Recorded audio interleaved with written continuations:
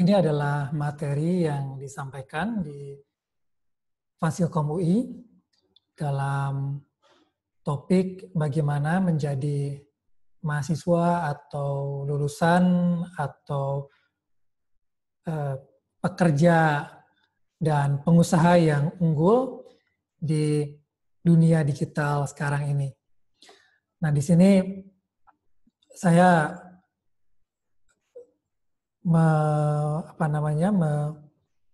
menerapkan apa yang didapatkan di tahun 2018 ini ketika saya menjadi partner di ID Talent yang bergerak di bidang bridging antara talent-talent terutama yang di kampus dengan industri. Jadi apa yang diceritakan memang berbasis utamanya dari pengalaman sejak masih kuliah aktif di kemahasiswaan dan terutama ketika aktif di dunia akademis di Belanda, di TU Delft, dan di dunia industri, terutama di ABB di Swedia, dengan berbagai posisi yang memang masih banyak keterkaitannya dengan perkembangan teknologi.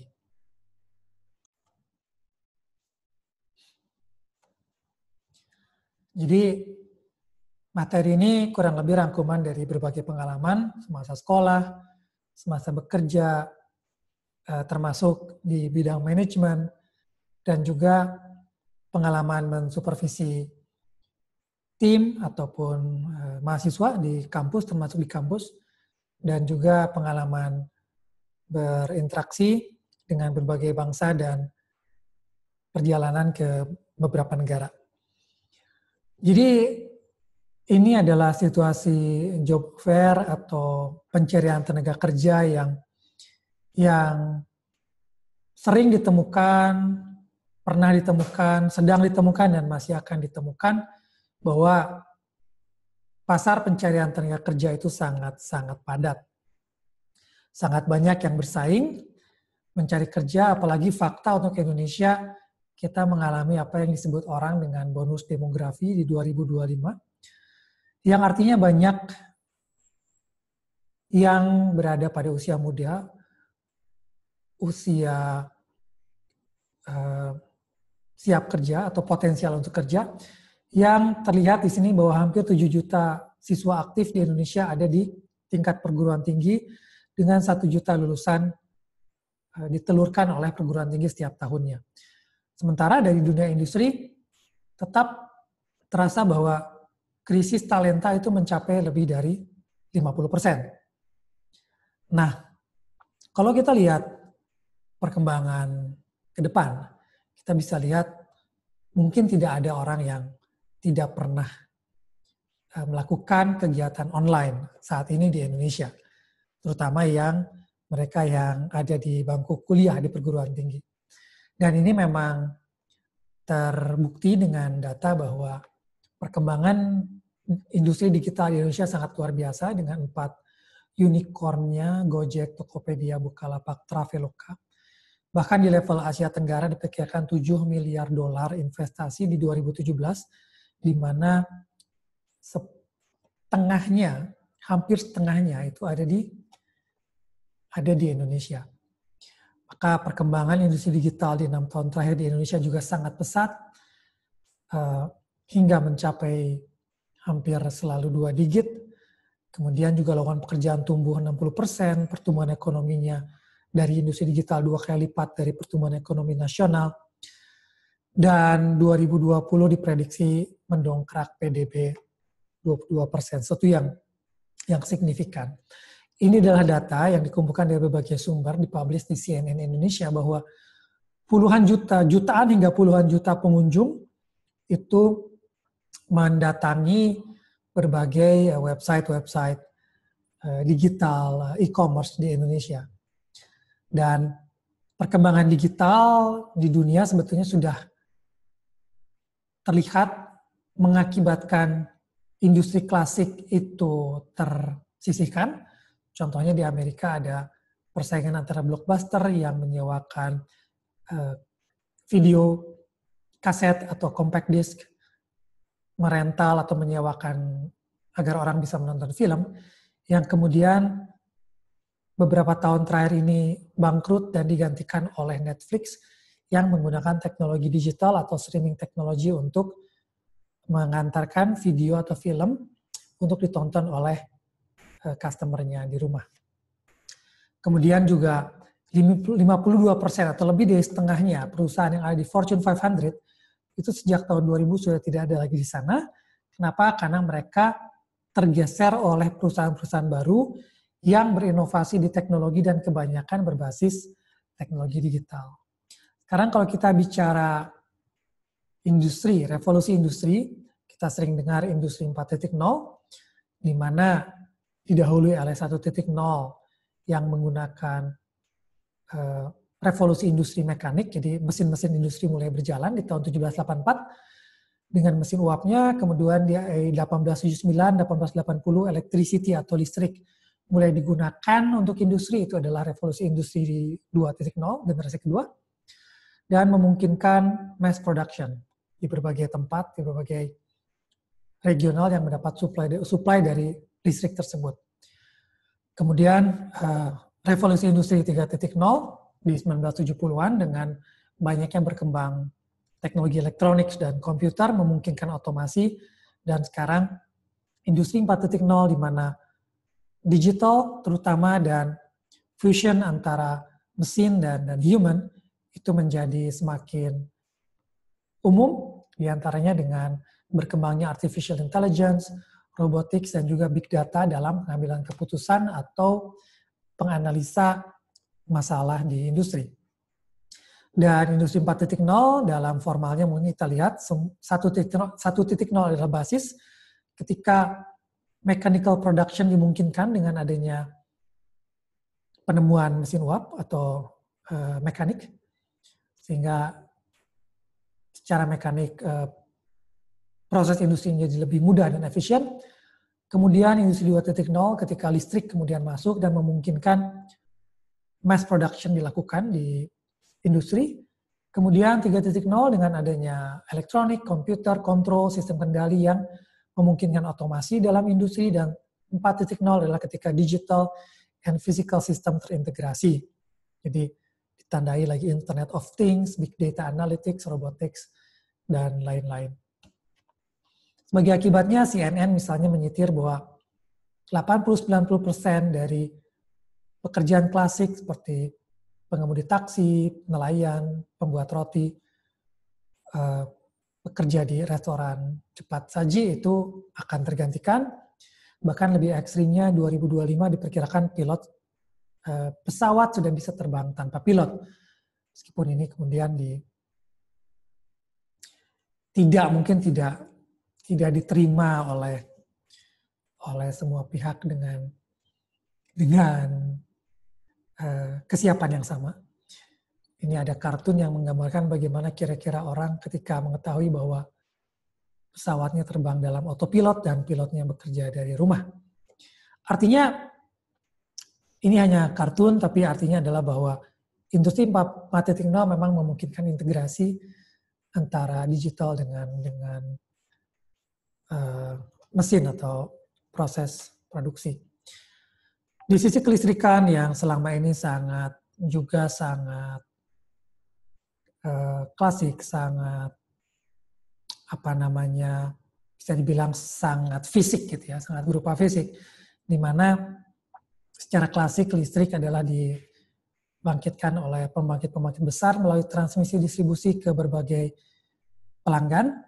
Maka dengan 4.0 yang terjadi adalah revolusi di pengguna ketika mereka bisa membangkitkan listrik, dan juga ketika jenis-jenis bebannya itu berubah dalam bentuk beban listrik atau baterai yang ada di dalamnya maupun terpisah di dalam kendaraan listrik atau terpisah. Tapi intinya yang tadinya melulu hanya merupakan sistem fisik, dengan adanya interaksi antara beban yang bergerak seperti kendaraan listrik, kemudian pembangkit yang tersebar seperti di atap-atap pabrik atau di atap rumah, maka kemudian ini akan membuat diperlukannya data. Baik data dari sisi metering, data dari sisi penggunaan baterai, bahkan hingga data dari penggunaan beban itu ketika beban digunakan untuk bergerak, transportasi dari satu tempat ke tempat lain. Ini semuanya membutuhkan big data yang nantinya akan digunakan untuk mengenali pola dari perilaku pengguna sekaligus juga pola dari kondisi fisik. Nah, jadi industri 4.0 diperkirakan memang akan mengubah kebutuhan industri dengan menciptakan jenis pekerjaan baru. Ini berdasarkan LinkedIn, misalkan banyak data atau pekerjaan baru yang berbasis data.